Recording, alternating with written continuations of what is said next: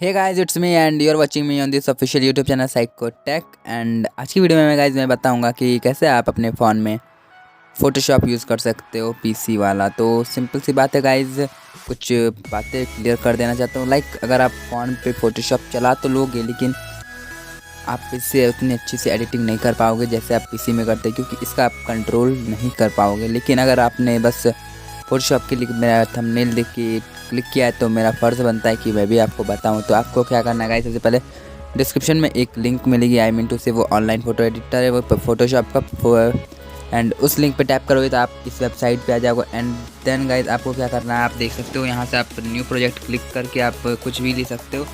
And dimension आप अपने अनुसार ले सकते हो, देख सकते हो यहाँ पे बहुत सारा चीज़ है। एंड फिर आपको क्रिएट कर देना है। एंड यहाँ पे आपका वही सब टूल्स आ जाएगा गाइस, आप देख सकते हो एवरी टूल जो भी आप एक फ़ोटोशॉप में यूज़ करते हो वो सारी।